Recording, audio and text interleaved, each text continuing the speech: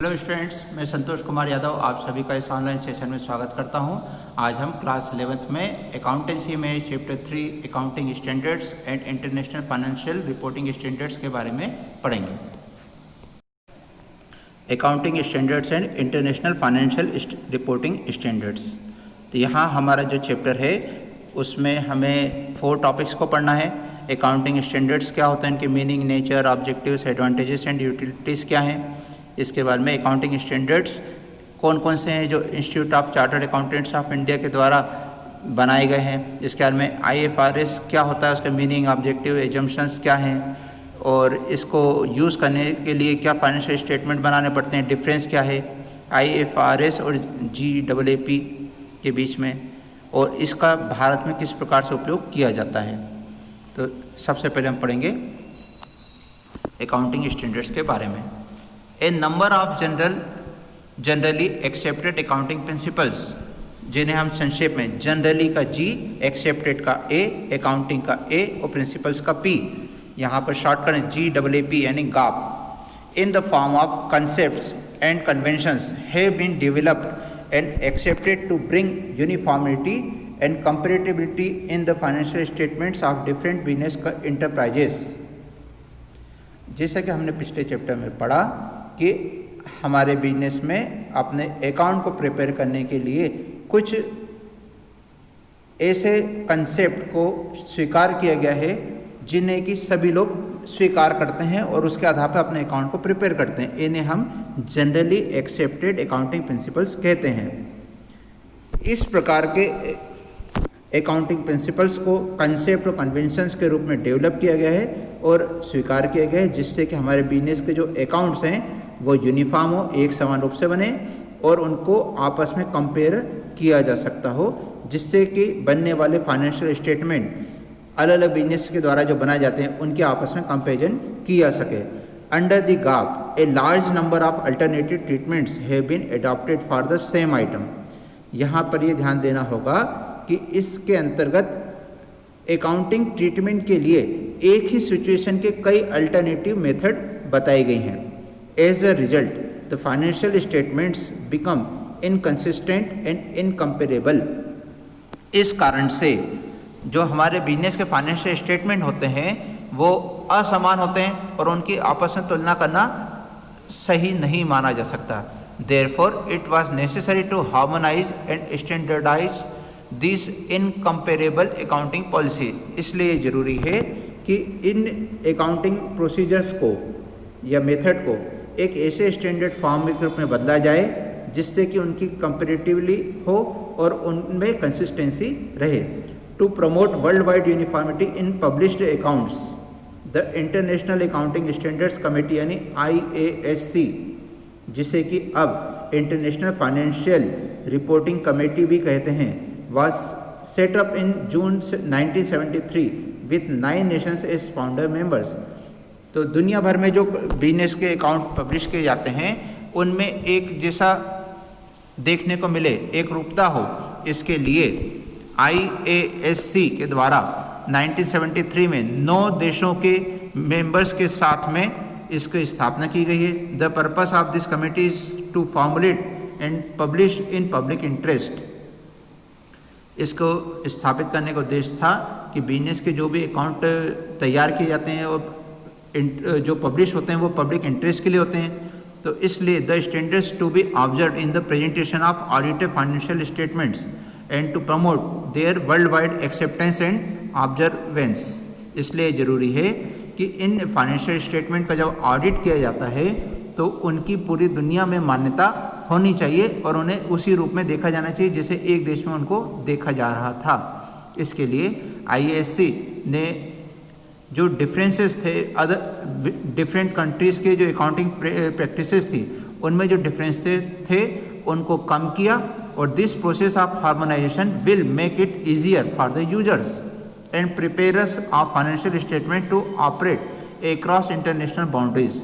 इस प्रकार से IASC के द्वारा जो कार्य किया गया उसने अलग अलग देशों में जो अकाउंटिंग प्रैक्टिसेस थी, कंसेप्ट और प्रिंसिपल्स में डिफरेंसेस थे, उनको दूर किया और इस प्रकार से जो उन्होंने एक स्टैंडर्ड तैयार किए, इसके द्वारा पूरी दुनिया भर में जो फाइनेंशियल स्टेटमेंट बनाए जाते हैं वो पूरी दुनिया भर में माने जाने लगे और इस प्रकार से जो लोग इनको प्रिपेयर करने का कार्य करते हैं, जो इनके यूजर्स होते हैं, उनका कार्य आसान हो गया।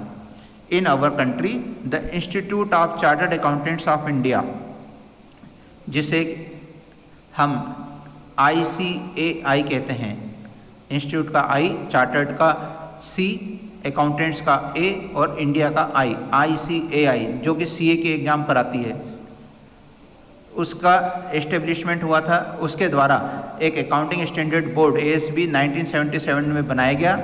भारत में भी 1973 में जब वर्ल्ड लेवल पर शुरू हुआ, तब इंडिया में भी इसके संबंध में अकाउंटिंग स्टैंडर्ड बोर्ड 1977 में बनाया गया था।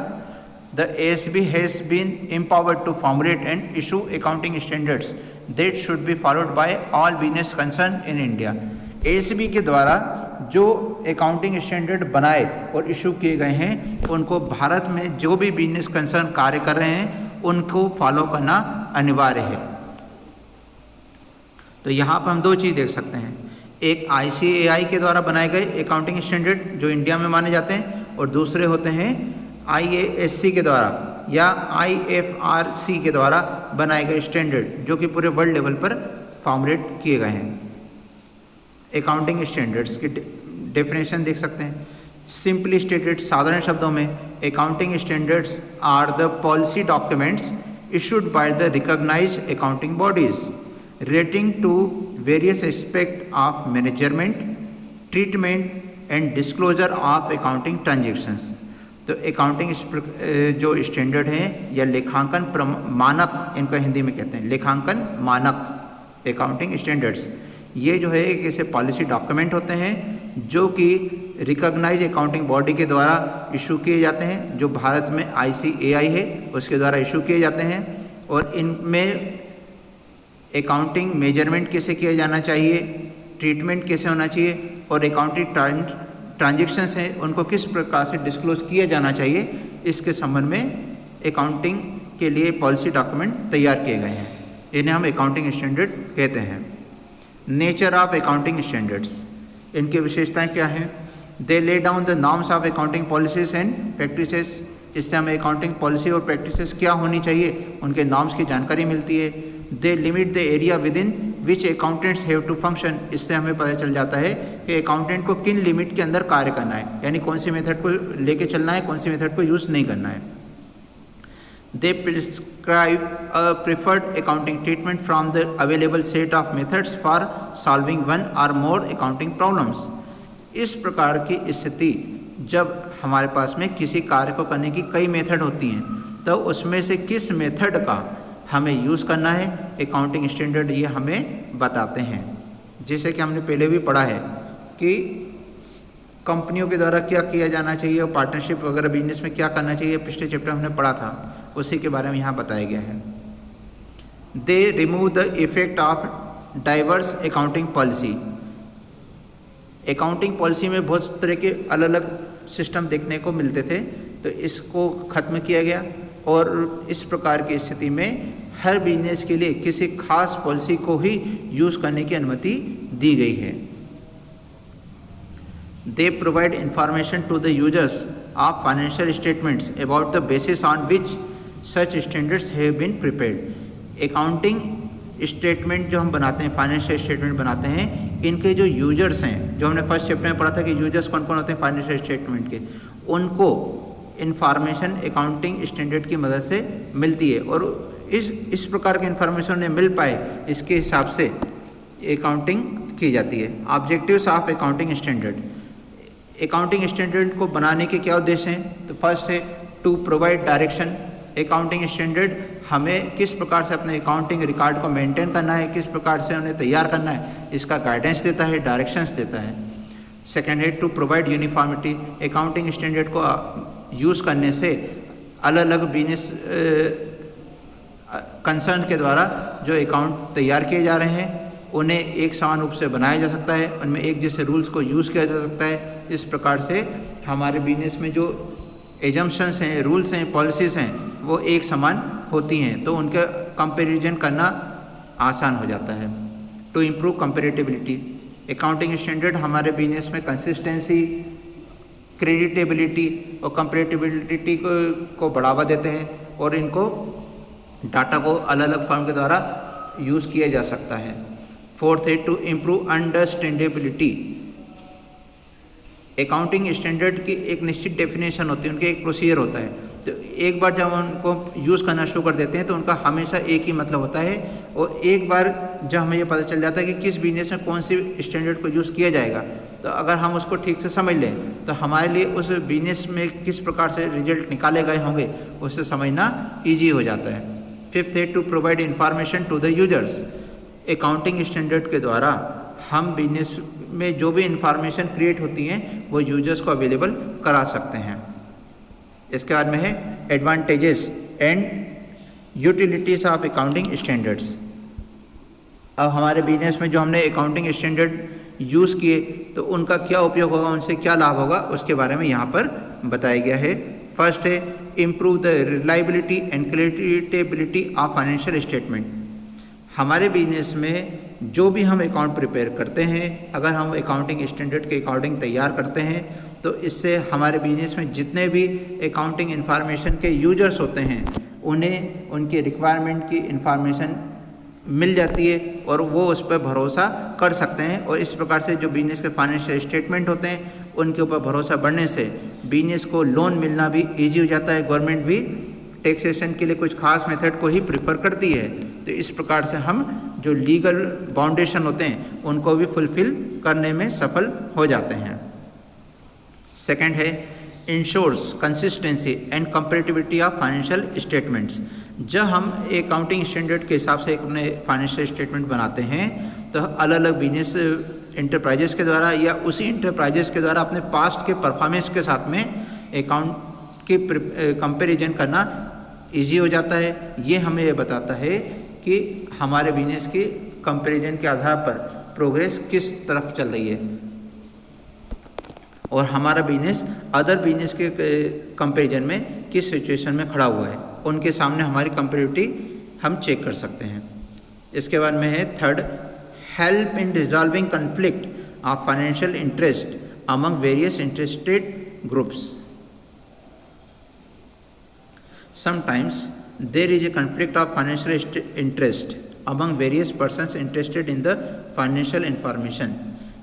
हम ये देख सकते हैं कि एक बिजनेस में जितने भी लोग उसके यूजर्स के रूप में इंफॉर्मेशन यूज़ करते हैं उनके सबके अपने अपने इंटरेस्ट होते हैं, सब अपने इंटरेस्ट को प्रेफर करना चाहते हैं। इस कारण से हमारे जो अकाउंटिंग स्टैंडर्ड को हम जो अपना रहे हैं तो उनको हम जो यूज़ करते हैं तो एक समान स्थिति पैदा होती है और उस इंफॉर्मेशन को सभी को यूज़ करना होता है। इससे जो अलग अलग ग्रुप होते हैं जिनका बिजनेस में इम्पॉर्टेंट रोल होता है उनके बीच में आपसी मतभेद दूर होते हैं। For example share holders and creditors may have different interest in assuming the profitability and net worth of the business firm. Share holder और क्रेडिटर बिजनेस को पैसा देते हैं, उधार देते हैं, तो वो बिजनेस में जो भी प्रॉफिटेबिलिटी होती है उसको अलग अलग ढंग से मेजर करते हैं। इसके बाद में फोर्थ है reduce the chance of frauds and manipulations. Accounting standard को अपनाने से बिजनेस में फ्रॉड के चांसेस, मैनिपुलेशन के या गलत रिकॉर्ड तैयार करने के जो संभावनाएं होती हैं वो ख़त्म हो जाती हैं और बिजनेस में हमें सारी महत्वपूर्ण बातें डिस्क्लोजर के रूप में या फुट नोट के रूप में मेंशन करना पड़ती हैं। इसलिए हमें बिजनेस में किसी भी किस्म के फ्रॉड या मैनिपुलेशन या बातों को छुपाने से होने वाले नुकसान को बचने का मौका मिल जाता है। Helpful to accountants and auditors. Accounting standard अपना लेने से अकाउंटेंट को किस प्रकार के मेथड को यूज़ करना है, ऑडिटर को किन पॉलिसी को अपनाना है, किन चीज़ों के आधार पर अकाउंट की चेकिंग करनी है, ये इजी हो जाता है। तो इस प्रकार से उनका कार्य भी आसान हो जाता है और उनके द्वारा अकाउंटिंग स्टैंडर्ड को फॉलो किया जाना चाहिए जिससे उनके लीगली डॉक्यूमेंट जो होते हैं वो सही माने जाएंगे और ऑडिट भी इजी हो जाता है और ऑडिटेड डॉक्यूमेंट के आधार पर टैक्सेशन किए जाते हैं। बैंक में लोन भी ऑडिटेड डॉक्यूमेंट के आधार पर ही मिलते हैं। Helpful in reducing the variation. Accounting standard को अपनाने से अलग अलग बिजनेस में जो अकाउंटिंग ट्रीटमेंट कैसे किए जाए उसमें जो कन्फ्यूजन्स होते हैं वो कम हो जाते हैं, ख़त्म हो जाते हैं, तो हमारे अकाउंट बेहतर बनते हैं। यहाँ पर ये बात ध्यान रखना आवश्यक होगा कि जो अकाउंटिंग स्टैंडर्ड की बात कर रहे हैं तो ये अकाउंटिंग स्टैंडर्ड केवल कंपनियों के ऊपर एप्लीकेबल होते हैं। यानी अकाउंटिंग स्टैंडर्ड सोल प्रोप्राइटरशिप के लिए या पार्टनरशिप के लिए या हिंदू अनडिवाइडेड फैमिली के लिए या कोऑपरेटिव सोसाइटी के लिए उपयोग में नहीं आते। लिमिटेशंस ऑफ अकाउंटिंग स्टैंडर्ड, तो जैसे किसी चीज़ के कुछ लाभ होते हैं तो उसमें कुछ कमियां भी पाई जाती हैं। तो यहाँ पर कमियों में सबसे पहला है इनफ्लेक्सिबल, यानी इनमें फ्लेक्सिबिलिटी नहीं होती, इसमें कोई बदलाव नहीं कर सकते। Accounting standards eliminates the choice between alternatives. यहाँ पर बताया गया है कि किसी कार्य को करने की अगर कई मेथड होती हैं तो उनमें जो चॉइस थी वो अकाउंटिंग स्टैंडर्ड के द्वारा खत्म कर दी जाती है। In practice each alternative solution to certain accounting problems possesses its own positive points and benefits. यहाँ पर हम जानते हैं कि व्यवहार में किसी एक मेथड को यूज़ करने से कुछ खास लाभ प्राप्त होते हैं, परंतु बिजनेस को कंपैरेटिवली बनाने के लिए हमें अकाउंटिंग स्टैंडर्ड को अपनाना होता है जो कि किसी एक मेथड को ही प्रेफर करता है, और इस प्रकार से हमारे पास में चॉइस खत्म हो जाती है। सेकंड है difficult and challenging.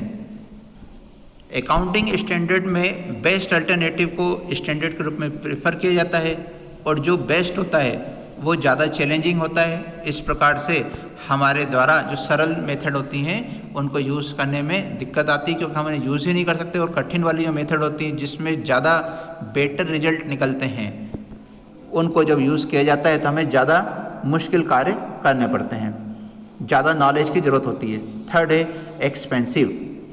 Other disadvantage of using and applying accounting standard may prove costly for the business organisation as it is costly to comply with the accounting standards. For applying accounting standards, it is necessary to consider the requirements of the standards, the action to be taken for the implementation and cost to the company. In some cases, a company is required to design and implement new procedures, and also a large financial investment is needed. यहाँ हमने पढ़ा कि जब हम accounting standard को अपनाते हैं तो उससे हमारे बिजनेस ऑर्गेनाइजेशन में हमें कुछ नई प्रोसीजर्स को अपनाना पड़ सकता है। इसके लिए हमें बड़े पैमाने पे भी इन्वेस्टमेंट करने पड़ सकते हैं, जिससे हमारे बिजनेस में कॉस्ट बढ़ जाती है। फोर्थ है can not override the statute या रेगुलेशंस।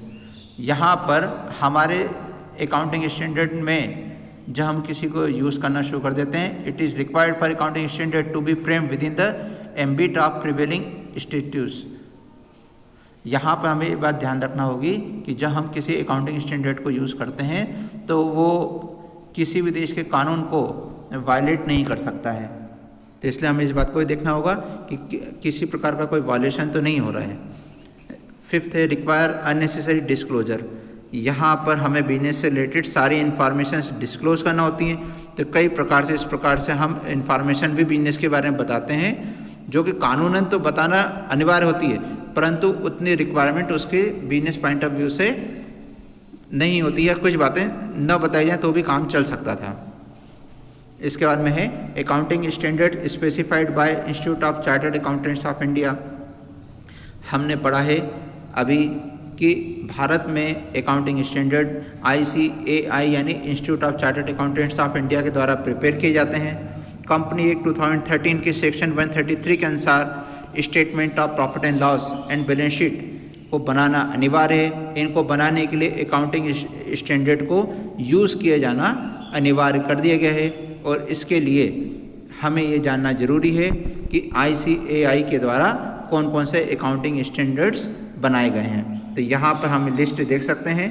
यहाँ पर AS1 दिया है। AS का मतलब अकाउंटिंग स्टैंडर्ड 1, ये है डिस्क्लोजर ऑफ अकाउंटिंग पॉलिसी के बारे में। AS2 यानी अकाउंटिंग स्टैंडर्ड 2 है वैल्यूएशन ऑफ इन्वेंट्रीज के बारे में। AS3 यानी अकाउंटिंग स्टैंडर्ड 3 है कैश फ्लो स्टेटमेंट के बारे में।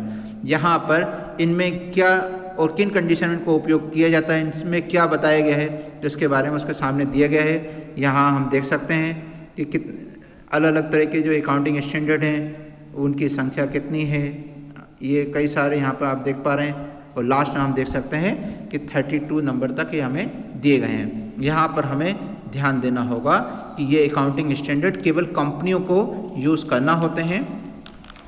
इन 32 अकाउंटिंग स्टैंडर्ड में से आप यहाँ नीचे देख सकते हैं ICAI has issued 32 accounting standard out of which from accounting standard 1 to accounting standard 29 are mandatory. यहाँ पर अकाउंटिंग स्टैंडर्ड 1 से लेकर 29 तक के यूज़ करना कंपनी के लिए मैंडेटरी यानी अनिवार्य है, और उसका में 30, 31 और 32 ये मैंडेटरी नहीं है। यहाँ पर थोड़ा टाइपिंग एरर है जिसमें लिखा है 29 टू 32 लिखा है, जो यहाँ इसको 32 होना चाहिए। All the above standard issued by accounting standard board, जो ICAI के द्वारा बनाया गया था, are recommended for use by the companies listed on recognized stock exchanges and other large size commercial industrial and business enterprises in the public and private sectors। यहाँ ये बताया गया है कि इन अकाउंटिंग स्टैंडर्ड को कौन यूज़ करेंगे, तो बताया है कि ऐसी सारी कंपनियाँ जो कि स्टॉक एक्सचेंज या शेयर बाज़ार में लिस्टेड होती हैं उनको इन्हें यूज़ करना है, और इसके अलावा जितने भी बड़े साइज़ के कमर्शियल इंडस्ट्रियाँ होती हैं और बिजनेस एंटरप्राइजेस हैं जो पब्लिक या प्राइवेट सेक्टर में चल रहे हैं, उन्हें भी अकाउंटिंग स्टैंडर्ड को एडॉप्ट करना होता है। इसके बाद में हम देखेंगे इंटरनेशनल फाइनेंशियल रिपोर्टिंग स्टैंडर्ड्स, इन्हें IFRS कहा जाता है।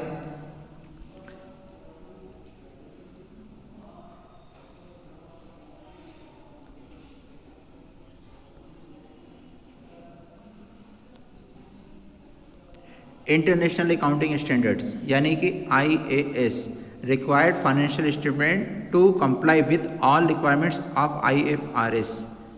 IASB है इशूड 16 IFRS सो फार। अभी तक इंटरनेशनल फाइनेंशियल रिपोर्टिंग स्टैंडर्ड्स के द्वारा IFRS के द्वारा 16 जो स्टैंडर्ड्स हैं वो डिक्लेयर किए गए हैं, जिनकी कि यहाँ हमारे सामने लिस्ट देख सकते हैं हम। यहाँ पर 16 था और अब इसका 17 नंबर भी हम यहाँ पे देख पा रहे हैं। तो इस प्रकार से यहाँ पर लगातार इनको बिजनेस के रिक्वायरमेंट के हिसाब से बनाया जाता है और ज़रूरत न होने पर उनको डिलीट भी कर दिया जाता है, लेकिन एक बार जो बनते हैं वो लिस्ट में शामिल रहते हैं। ऑब्जेक्टिव्स ऑफ IFRS, यहाँ पर IFRS को बनाने के 4 मेन ऑब्जेक्टिव हैं। फर्स्ट है to formulate a single set of superior quality accounting standard that are easily understandable, globally enforceable, transparent, comparable, and hence assist users in various capital markets and otherwise to make sound economic decisions। इनका उद्देश्य है पूरी दुनिया भर के लिए इस प्रकार के एक अच्छी बेहतरीन क्वालिटी के अकाउंटिंग स्टैंडर्ड का एक सेट तैयार करना, जिनको समझना आसान हो, पूरी दुनिया भर में इनको उपयोग में लाया जा सकता हो, जो कि पारदर्शी हों, जिसमें सारी बातें क्लियर पता चल जाती हों, जिनको कंपैरिजन किया जा सकता हो, और जिनको कि डिफरेंट जो शेयर मार्केट या कैपिटल मार्केट हैं वहाँ पर यूज़ कर सकते हो, और जिनसे कि इकोनॉमिक डिसीजन लेना ईजी होता हो। इस प्रकार का सेट तैयार करना इसका उद्देश्य था। सेकेंड है to encourage usages and through application of this accounting standards. Accounting standard को किस प्रकार से यूज़ किया जाए उसको इनक्रेज करना भी इसका उद्देश्य है, जिससे कि अकाउंटिंग स्टैंडर्ड को लोग यूज़ करें, जिससे कि पूरी दुनिया भर में आपके बनाए हुए अकाउंट्स को वैलिड माना जाए, उन पे भरोसा किया जा सकता हो। इसका में थर्ड है to look after and provide well for the needs of small and medium size organisations and emerging economics in light of both the objectives mention above. जो हमारे स्मॉल लेवल के या मीडियम साइज के organisation हैं उनके द्वारा भी किस प्रकार से अपने अकाउंट को तैयार किया जाना चाहिए, इसको प्रमोट करने के लिए भी IFRS के द्वारा ये स्टैंडर्ड बनाए गए हैं। अभी हमने पढ़ा कि जो ICAI के द्वारा बनाए हुए थे वो कंपनी या बड़े लेवल के बिजनेस के लिए थे, तो यहाँ पर छोटे लेवल के जो बिजनेस हैं या मिडिल साइज के जो होते हैं उनके लिए यहाँ पर बताए गए हैं। To present and actually aid convergence of national accounting standard with the international financial reporting standard. इसमें किसी देश में जो अकाउंटिंग स्टैंडर्ड अपनाए जाते हैं उनको इंटरनेशनल फाइनेंशियल रिपोर्टिंग स्टैंडर्ड के साथ में कन्वर्ज करने के लिए IFRS को बनाया गया है। एजम्पशंस ऑफ IFRS, यहाँ पर इन्होंने कुछ बातों को माना है, वो एजम्पशंस है। फर्स्ट है गोइंग कंसर्न एजम्पशन, इसके बारे में हम पढ़ चुके हैं। ये मान के बिजनेस में सारे कार्य किए जाते हैं कि बिजनेस लंबे समय तक चलता रहेगा और फ्यूचर में बंद नहीं होगा। सेकंड है एक्रूअल एजम्पशन, हमने पढ़ा था कि बिजनेस में अकाउंटिंग दो प्रकार बेसिस पे होती है, कैश बेसिस और एक्रूअल बेसिस। थर्ड एक हमने हाइब्रिड के बारे में भी पढ़ा था। यहाँ पर हाइब्रिड का उपयोग बहुत कम होता है, इसलिए एक्रूअल एजम्पशन को बताया गया है। इसमें जैसे ही कोई ट्रांजैक्शन होता है हमें उसकी एंट्री अकाउंट बुक में करनी चाहिए, भले उसके बदले हमें कैश मिला हो या न मिला हो, कैश पेमेंट किया हो या न किया हो। इसके बारे में थर्ड है मेजरिंग यूनिट्स एजम्पशन। यहाँ पर जब हम किसी भी ट्रांजैक्शंस को लिखने का कार्य करते हैं तो हमें उसके जो वैल्यू है उसको बैलेंस शीट में हिस्टोरिकल कॉस्ट के आधार पर दिखाना है। इसके बारे में यहाँ बताया गया है, the assets are not shown in the balance sheet at historical cost. ये बता रहे हैं कि एसेट को हिस्टोरिकल कॉस्ट पर बैलेंस शीट में नहीं दिखाना चाहिए, but they are shown at current और फेयर वैल्यू। यहाँ पर हिस्टोरिकल कॉस्ट पे दिखाना से मना इसलिए किया गया है क्योंकि इसमें हर साल डेप्रिसिएशन लगता है, तो उससे उसकी जो करंट वैल्यू होती है वो बैलेंस शीट में शो की जानी चाहिए। फोर्थ है constant purchasing power assumption. According to this assumptions, value of capital has to be adjusted for inflation at the end of the financial year. Normally हम ये मान के चलते हैं कि एक बार जो पैसा हमने बिजनेस में लगाया था उसकी मार्केट प्राइस आज भी वही है जो पहले थी, पर ऐसा होता नहीं है क्योंकि इन्फ्लेशन या महंगाई के कारण जो हमारी करेंसी है उसकी जो वैल्यू पहले होती थी आज उसकी वैल्यू घट जाती है। जैसे जैसे इन्फ्लेशन बढ़ता रहेगा उसके कारण हमारी जो करेंसी है उसकी वैल्यू घटती जाती है। तो हम जब इसकी बात करते हैं तो हमें इस बात का ध्यान रखना होगा कि हर साल के एंड में या हर फाइनेंशियल ईयर के एंड में हमें हमारी कैपिटल की इन्फ्लेटेड जो वैल्यू होगी, इन्फ्लेशन के कारण जो रिड्यूस्ड वैल्यू है उसे अकाउंट्स में दिखाना चाहिए, जबकि नॉर्मली इस तरह से नहीं होता है। यही अकाउंटिंग स्टैंडर्ड इंटरनेशनल लेवल पर यूज़ किया जाता है। बेनिफिट ऑफ IFRS फर्स्ट है helpful to global business enterprises. ऐसे बिजनेस ऑर्गेनाइजेशन जो ग्लोबल लेवल पर कार्य कर रहे हैं उनके लिए इस प्रकार से अपने अकाउंट को IFRS का आधार पर तैयार करने से बेनिफिट होता है कि सभी जगह पर उनके बिजनेस के जो अकाउंट होते हैं वो यूज़ किए जा सकते हैं, यूनिफॉर्म होते हैं और उनके किसी भी जगह के स्टाफ के द्वारा दूसरी जगह के अकाउंट को आसानी से प्रिपेयर किया जा सकता है, उन्हें अंडरस्टैंड किया जा सकता है। सेकेंड है helpful to industry. If the financial statement comply with globally accepted accounting standard then it is easy to obtain financial resources from outside the country. इस प्रकार से इंडस्ट्री के द्वारा अपने जो रिसोर्सेज होते हैं, फाइनेंशियल रिसोर्सेज हैं, उनको दुनिया के दूसरे देशों से भी इजीली प्राप्त किया जा सकता है, पैसा इकट्ठा किया जा सकता है, क्योंकि वो ग्लोबली एक्सेप्टेड अकाउंटिंग स्टैंडर्ड बनाते हैं जिनके ऊपर उनको भरोसा करके लोन दे सकते हैं। फिर है इसका में हेल्पफुल टू इन्वेस्टर्स। बिजनेस में जो भी लोग कैपिटल इन्वेस्ट करते हैं वो अकाउंट के ऊपर भरोसा कर सकते हैं, क्योंकि आपने इंटरनेशनल जो नॉर्म्स है उनको यूज़ किया हुआ है, इसलिए आपके पास में कैपिटल के रूप में और लोन्स के रूप में पैसा मिलने की संभावना बढ़ जाती है, क्योंकि आपके द्वारा जो इन्फॉर्मेशन मिलती है वो हाई क्वालिटी की होती है, रिलेवेंट होती है, रिलायबल होती है, सब कुछ ट्रांसपेरेंट उसमें होता है और इसको कंपेरिजन भी किया जा सकता है। फोर्थ है helpful to accounting professionals. Accounting professional can provide better services in different countries by adopting IFRS। accounting professional accountant और auditors हैं, यानी जो चार्टर्ड अकाउंटेंट हैं वो अकाउंटिंग प्रोफेशनल है, अकाउंटेंट भी इसमें आते हैं। जब उनके द्वारा IFRS को अपनाया जाता है तो वो दुनिया के किसी भी देश के अकाउंट्स को प्रिपेयर कर सकते हैं, उनका ऑडिट कर सकते हैं। तो ये उनके लिए भी लाभदायक होता है कि वो दुनिया के अलग अलग देशों में कार्य कर सकते हैं और उसके लिए कुछ नया सीखने की उन्हें ज़रूरत नहीं होती। IFRS बेस्ड फाइनेंशियल स्टेटमेंट, तो सबसे पहला इसमें होता है स्टेटमेंट ऑफ फाइनेंशियल पोजीशन, इससे हम बैलेंस शीट कहते हैं, जिसमें कि हम 3 पॉइंट दिखाते हैं, एसेट्स को, लायबिलिटीज़ को और इक्विटीज़ को। तो इस प्रकार से इन्हें दिखाया जाना है, उसके बारे में यहाँ बताया गया है। और सेकंड होता है स्टेटमेंट ऑफ कॉम्प्रिहेंसिव इनकम, इसे हम प्रॉफिट एंड लॉस अकाउंट भी कह सकते हैं या स्टेटमेंट ऑफ इनकम भी कह सकते हैं। तो इसको किस प्रकार से तैयार करना चाहिए इसके बारे में इसमें बताया जाता है कि इसमें इनकम को हम रेवेन्यू वर्ड यूज़ करते हैं और एक्सपेंडिचर के लिए एक्सपेंसेस वर्ड का यूज़ किया जाता है। इसके अलावा इक्विटी में कैसे चेंजेस लिखे जाना चाहिए, कैश फ्लो स्टेटमेंट कैसे बनाना चाहिए, इसको किया बताया जाता है। और इसके अलावा अकाउंटिंग पॉलिसी हैं जो हमारे द्वारा यूज़ की गई हैं, उनके बारे में नोट्स दिए जाते हैं। अब है इसके में difference between IFRS and Indian GAAP। तो ये इतना इम्पोर्टेंट पॉइंट नहीं है अकाउंट हमारे स्टडी के लेवल के हिसाब से, अभी इसमें यहाँ पर बताए गए हैं कि क्या क्या डिफरेंसेस हैं। तो इसे अभी हम छोड़ देते हैं क्योंकि हमारे लिए इम्पोर्टेंट नहीं है। इसके बाद में है applicability of IFRS in India. तो भारत में अकाउंटिंग स्टैंडर्ड को यूज़ करने के लिए 2 ऑप्शन अवेलेबल हैं। फर्स्ट है either to adopt IFRS is there, जैसे कि IFRS हैं, या तो हम उनको जैसे हैं वैसे स्थिति में यूज़ कर लें, पहला ऑप्शन है हमारा, या फिर converse the Indian accounting standard with IFRS। और यदि हम इंडियन अकाउंटिंग स्टैंडर्ड को यूज़ कर रहे हैं तो उन्हें हमें IFRS में कन्वर्ट कर लेना चाहिए। It has decided to converse the Indian accounting standard with IFRS।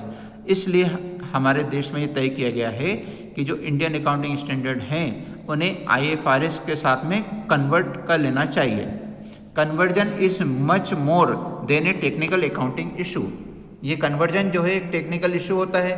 The converge accounting standard have been titled Indian AS। जो कन्वर्टेड अकाउंटिंग स्टैंडर्ड हैं उन्हें इंडियन अकाउंटिंग स्टैंडर्ड कहा जाता है।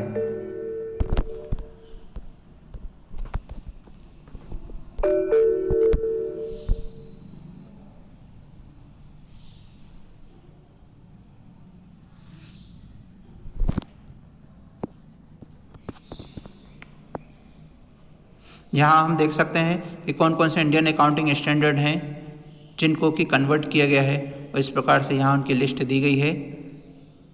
यहाँ हम देख सकते हैं 34 हैं, ये कन्वर्टेड हैं। तो अगर हम इन अकाउंटिंग स्टैंडर्ड को यूज़ करते हैं जो इंडियन अकाउंटिंग सिस्टम में यहाँ दिए गए हैं, तो इस प्रकार से जो हमारे अकाउंट प्रिपेयर होते हैं वो इंटरनेशनली लेवल पे कन्वर्ट किए हुए होते हैं। इसका मतलब है जिन लोगों ने इन अकाउंटिंग स्टैंडर्ड के हिसाब से अकाउंट बनाना सीख लिया वो दुनिया के किसी भी देश में जाकर अकाउंट बनाने का कार्य कर सकते हैं। इस प्रकार से हमारा चैप्टर 3 कंप्लीट होता है। आप यहाँ पे इसके बाद में एक्सरसाइज देख सकते हैं जहाँ पर कि क्वेश्चंस दिए गए हैं।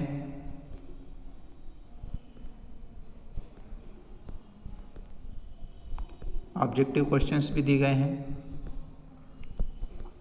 इसके बाद में शॉर्ट आंसर्स हैं, इनके आंसर दिए हुए हैं। लॉन्ग आंसर्स दिए हैं और चैप्टर कंप्लीट होता है। Thank you.